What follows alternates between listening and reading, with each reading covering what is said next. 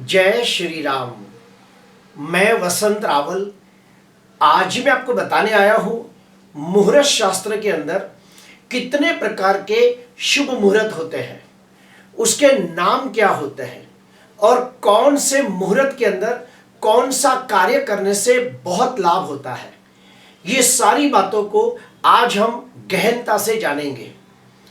देखिए, काफी सारे मुहूर्त ऐसे होते हैं कि जो पंचांग में दिए हुए होते हैं, जैसे कि विवाह के मुहूर्त, वास्तु के मुहूर्त, मंदिर की प्राण प्रतिष्ठा के मुहूर्त, उपनयन संस्कार के मुहूर्त, ये सारे मुहूर्त पंचांग के अंदर दिए हुए होते हैं। लेकिन इसके अलावा भी बहुत सारे ऐसे काम हैं जिसके मुहूर्त पंचांग में नहीं दिए होते हैं, और वो कौन कौन से हैं। तो घर की खरीदी का मुहूर्त, कोई दुकान या फैक्ट्री की खरीदी का मुहूर्त, ऑनलाइन एग्जाम देना हो तो उसका मुहूर्त, कोई पार्टनरशिप डीड करनी हो तो उसका मुहूर्त, सगाई करना हो तो उसका मुहूर्त, ये सारे मुहूर्त पंचांग के अंदर नहीं दिए होते हैं। तो उसके लिए ज्योतिषकार को अपने नॉलेज के हिसाब से वो मुहूर्त निकाल के देना होता है। तो मुहूर्त कैसे निकाले जाते हैं वो भी मैं आपको बताना चाहूंगा कि कुछ खास प्रकार के वार और नक्षत्र के कॉम्बिनेशन से कुछ खास प्रकार के योगों का निर्माण होता है, और उन योगों को ध्यान में रखते हुए वो मुहूर्त दिए जाते हैं। तो आइए जानते हैं कि मुहूर्त शास्त्र के अंदर कितने प्रकार के शुभ मुहूर्त होते हैं। आइए जानें। देखिए, मुहूर्त शास्त्र के अंदर टोटल 11 प्रकार के शुभ मुहूर्त होते हैं, और उसके नाम क्या है तो सुनिए।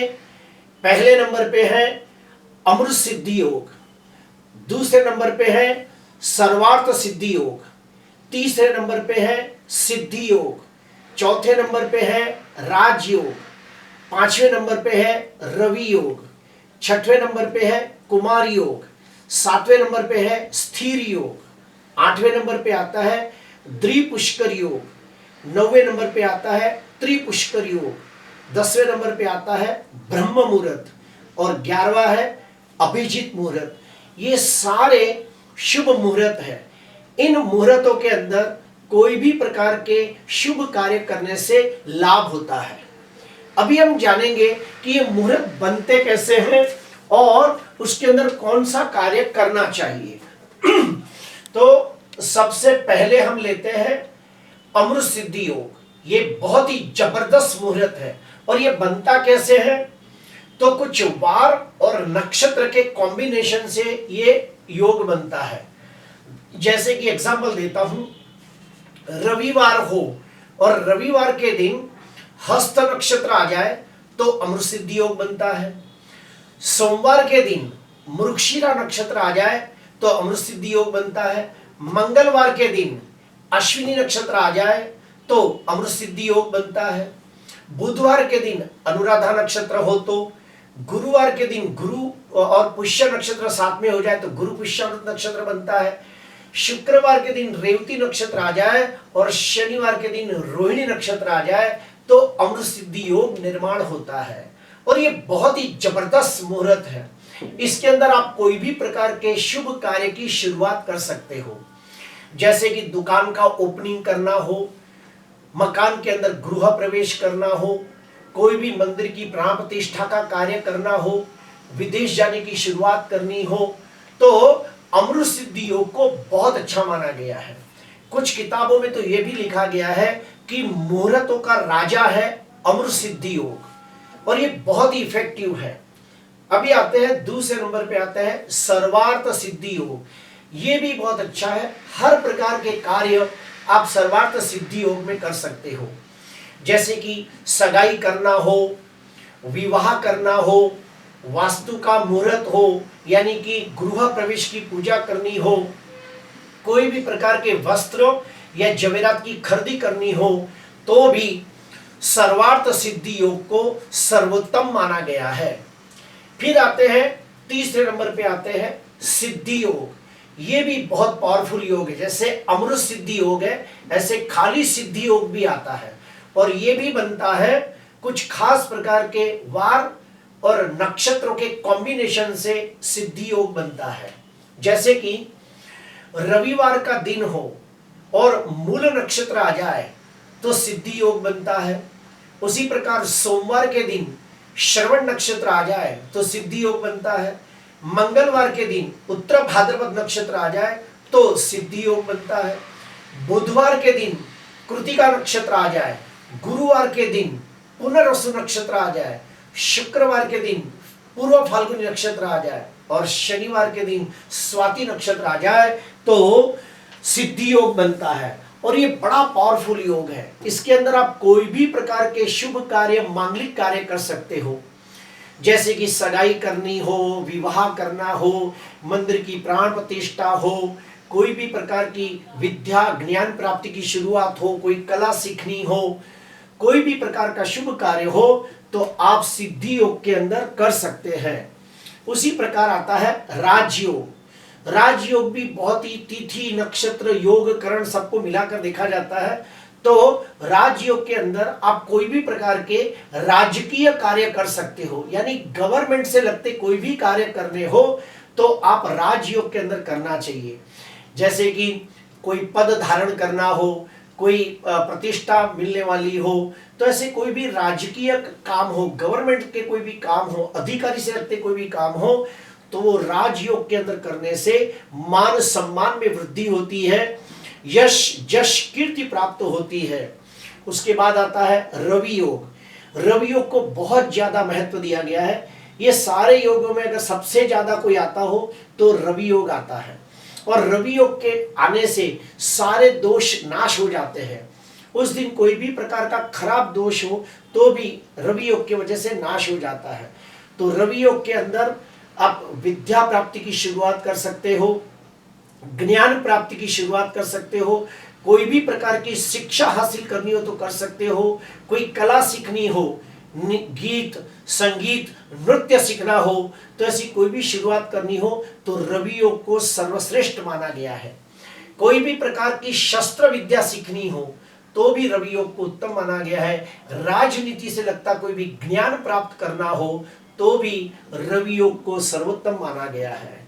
तो रवि योग के दिन आप हर प्रकार के शुभ काम कर सकते हो। विद्या ज्ञान शिक्षा कला शस्त्र विद्या राजनीति जैसे कोई भी काम आप रवि योग के दिन करो तो निश्चित तौर पे उसमें सफलता प्राप्त होती है। फिर आता है कुमार योग। कुमार योग के अंदर आप अपने खेत के अंदर बीजों का रोपण कर सकते हो, वास्तु शांति यज्ञ कर सकते हो, कोई यात्रा की शुरुआत कर सकते हो, कोई भी सगाई और विवाह का कार्य हो तो कर सकते हो। तो कुमार योग को भी बहुत अच्छा माना गया है। और इस योग में और एक खास बात देखी गई है कि कोई भी चीज की खरीदी की जाए, जैसे कि कपड़े की खरीदी, ज्वेलरी की खरीदी, गाड़ी की खरीदी, तो भी बहुत अच्छा फल मिलता है। फिर आता है स्थिर योग। स्थिर योग के अंदर कौन सा काम करना चाहिए, तो हम जो चाहते हैं कि बहुत देरी तक टिका रहे वो काम हमें स्थिर योग में करना चाहिए।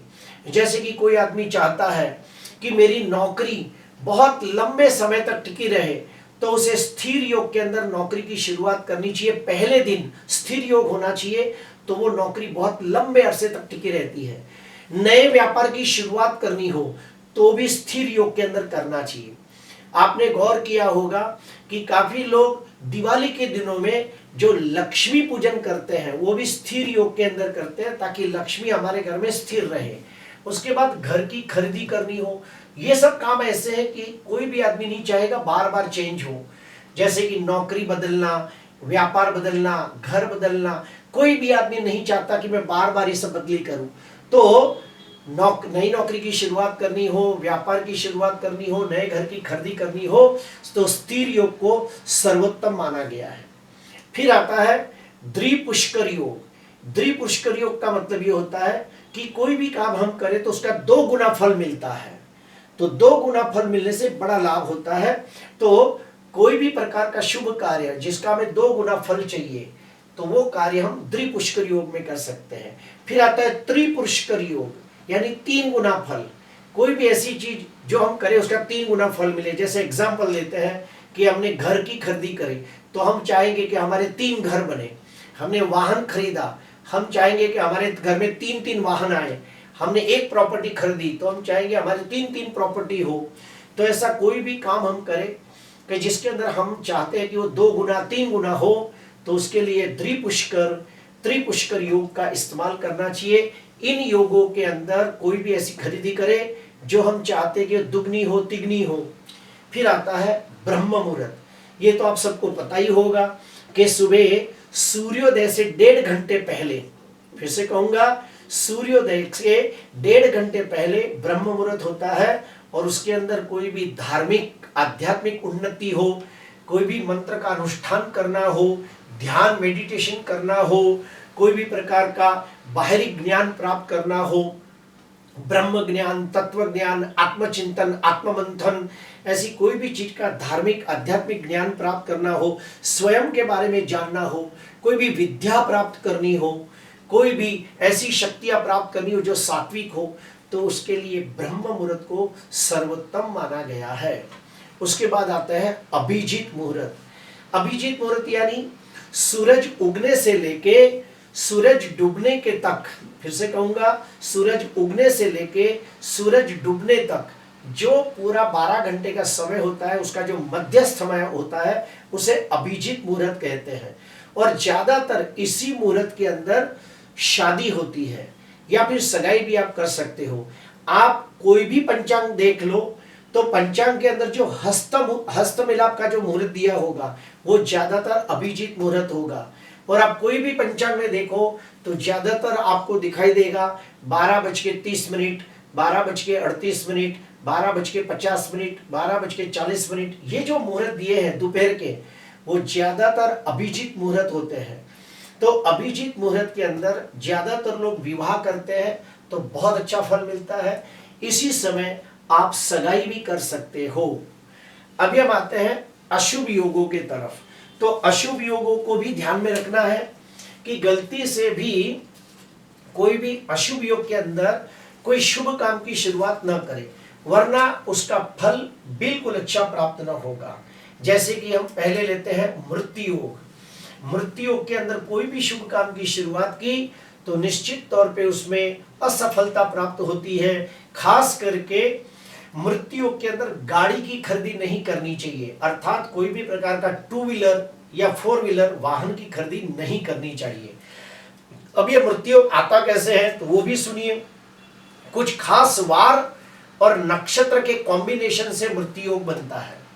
जैसे कि रविवार और अनुराधा नक्षत्र हो, सोमवार और उत्तराषाढ़ा नक्षत्र हो, मंगलवार और शततारका नक्षत्र हो, बुधवार और अश्विनी नक्षत्र हो, गुरुवार और मृगशिरा नक्षत्र हो, शुक्रवार और आश्लेषा नक्षत्र हो, शनिवार और हस्त नक्षत्र हो, तो मृत्यु योग बनता है।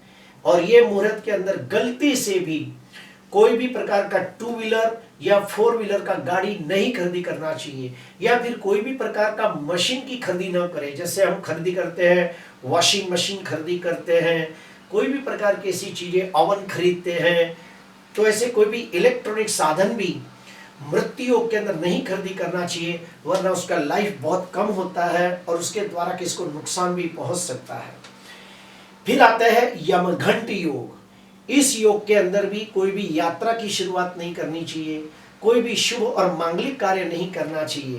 तो ये कैसे बनता है तो ये भी कोई खास प्रकार के वार और नक्षत्र के कॉम्बिनेशन से बनता है। जैसे कि रविवार और मघा नक्षत्र हो, सोमवार और विशाखा नक्षत्र हो, मंगलवार और आद्रा नक्षत्र हो, बुधवार और मूल नक्षत्र हो, गुरुवार और कृतिका नक्षत्र हो, शुक्रवार और रोहिणी नक्षत्र हो, शनिवार और हस्त नक्षत्र हो, तो यमघंट योग बनता है। तो इसके अंदर कोई भी प्रकार के शुभ कार्य नहीं करने चाहिए, वरना उसके अंदर निश्चित तौर पे नुकसान होता है, आर्थिक नुकसान होता है, मानसिक नुकसान होता है, शारीरिक और आर्थिक नुकसान भी हो सकता है। फिर आते हैं और एक योग है उत्पात योग। ये भी बड़ा बेकार योग है। उत्पात योग कैसे बनता है वो भी सुन लीजिए। रविवार और विशाखा नक्षत्र, सोमवार और पूर्वाषाढ़ा नक्षत्र, मंगलवार और धनिष्ठा नक्षत्र, बुधवार और रेवती नक्षत्र, गुरुवार और रोहिणी नक्षत्र, शुक्रवार और पुष्य नक्षत्र, शनिवार और उत्तर फाल्गुनी नक्षत्र हो तो उत्पात योग बनता है। तो इन उत्पात योग के अंदर भी कोई भी शुभ काम की शुरुआत नहीं करनी चाहिए, सगाई नहीं करनी चाहिए, विवाह नहीं करना चाहिए, वरना उन लोगों के बीच में, पति पत्नी के बीच में बहुत सारे लड़ाई झगड़े होते हैं और आखिरकार बात डिवोर्स तक पहुंच जाती है। उसी प्रकार द्वग्ध योग है, ये भी बहुत बेकार योग है, ये लड़ाई झगड़े वाला योग है। ज्वालामुखी योग है, ये भी लड़ाई झगड़ा कराता है, रिश्ते खराब करता है, एक्सीडेंट करवाता है। वज्र मुसल योग है, ये भी अच्छा योग नहीं है। तो जब भी मृत्यु योग हो, यमघंट योग हो, वज्र मुसल योग हो, ज्वालामुखी योग हो, उत्पात योग हो, द्वंद योग हो, तो इन योगों में कोई भी प्रकार के शुभ और मांगलिक कार्य नहीं करने चाहिए। जैसे कि पढ़ाई की शुरुआत हो, सगाई हो, विवाह हो, घर की खरीदी, दुकान की खरीदी नहीं करनी चाहिए, वास्तु शांति यज्ञ भी नहीं करना चाहिए, घर और वाहन की खरीदी न करे, कोई भी प्रकार की ज्वेलरी की खरीदी न करे, वरना उसमें नुकसान होने की संभावना रहती है, चोरी होने का डर होता है, एक्सीडेंट होने का कोई ना कोई डर होता है। प्रिय दर्शकों, आज मैंने आपको बताया कि मुहूर्त शास्त्र के अंदर कितने प्रकार के शुभ मुहूर्त होते हैं, उसके नाम क्या होते हैं, उन मुहूर्तों के अंदर कौन कौन से शुभ कार्य करने चाहिए और वो योग कैसे बनते हैं, ये सारी बातों की आज मैंने आपको गहन जानकारी दी है। उम्मीद करता हूं कि आपको ये वीडियो बहुत पसंद आया होगा। अगर आपको पसंद आया हो तो जरूर लाइक करना, सब्सक्राइब करना। नमस्कार।